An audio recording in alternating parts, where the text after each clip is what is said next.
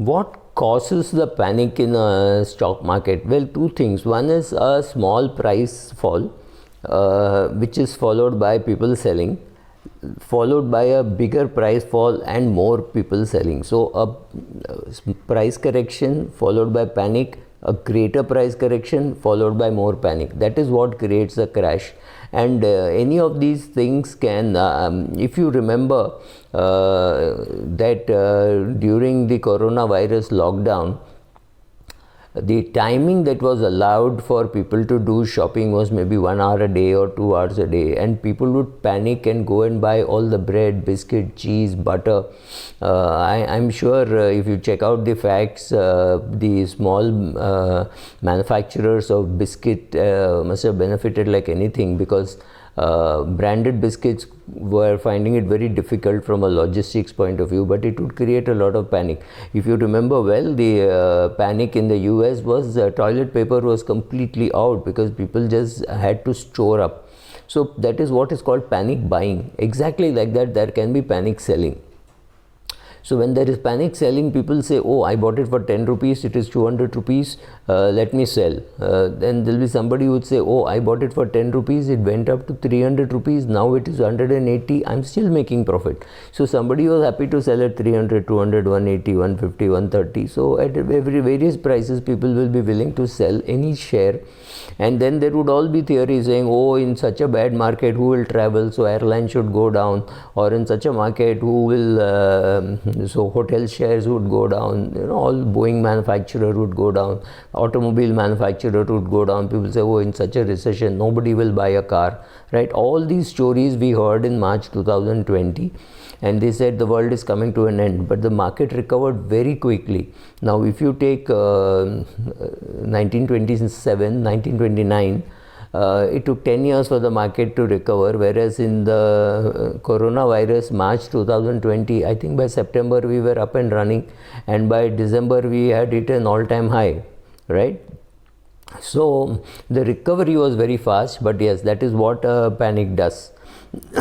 Any news which says, oh, there is going to be a problem, people go and panic. So they could be selling gold, selling silver, selling real estate, or buying gold, buying silver, buying real estate. Both panic buying, panic selling, both can happen. That is what panic is. You hear there is a problem, you go and act exactly how the market expects you to act. You go and rush and buy all the soap, all the toilet paper, or all the land, all the housing. You say, oh, 2 years later my son is going to get married, 5 years later my daughter is going to get married. If I don't buy now, then the price, they will never be able to buy a house, so I go and buy 2 houses. These are all things which people do and create more panic and increase the price. So this is even the any event like the corona, like the, or let's say if the Evergrande company in China fails to meet the interest payments one quarter or 2 quarters, or fails to meet part of the payments, there is going to be panic. People are going to remove money from China. Right? China already has impacted the market cap of all the big companies. Some of them were caught, some of them were arrested, some of them were imprisoned. We do not really know what is going to happen, what is going to be the next move, right? So when these kind of things happen, then there is panic buying, panic selling, whatever you want to call it. All these things happen in the market. So what can you really do about, so the question is to ask is not whether what is panic, that we have already covered. So will the stock market crash in 2021? And there are days when the market fell 1%, or 1% on a 60,000 share would mean 600 points down. So 600 points, 800 points down is 1%, and it sends a signal. Then look, market is not always a one-sided thing, so it can fall. So there could trigger of some small panic, but then there will be people who will say, oh, in the market 1% is nothing, so it's okay. But somebody would have lost money and panicked and said, oh, let me get out of the market. Maybe that number is very small, maybe the number of people coming in 10 times that. So as of now, the small falls are being ignored and people are buying more and more, right? The negative part of the business is coronavirus is not really captured. People are not really traveling out in hordes. So that is not good news. But the good news is vaccinations are working all over the world.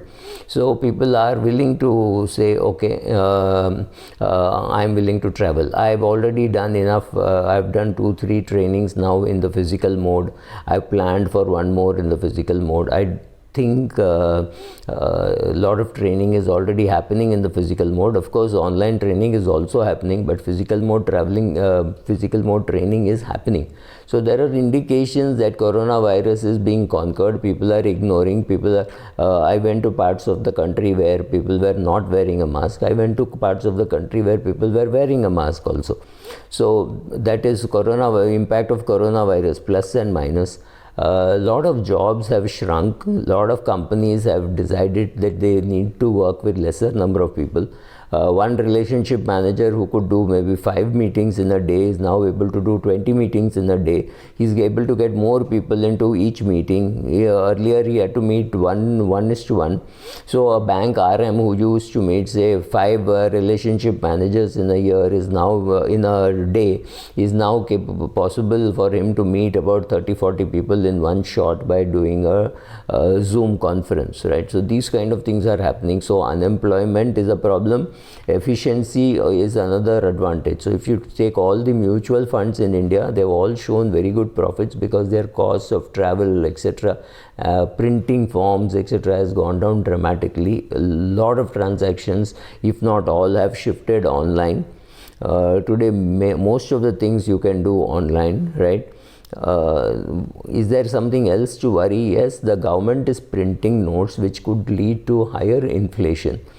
Higher inflation would mean higher interest rates. Higher interest rates could mean withdrawal of money from the equity markets, and therefore for a market to go down. So these are all the negative things which can happen. But then positively speaking, markets are getting more efficient. People don't want to pay those stupidly high rents in the metros like Bangalore and Mumbai and maybe even parts of Chennai and parts of Delhi. People are moving to more beautiful locations. I saw people working out of Jibbi, Manali, Buruva. I think you have not even heard of these places in Himachal Pradesh, in Gokaran, in Karnataka. So people are moving out. Life is likely to get more efficient in terms of asset utilization. That is something very positive.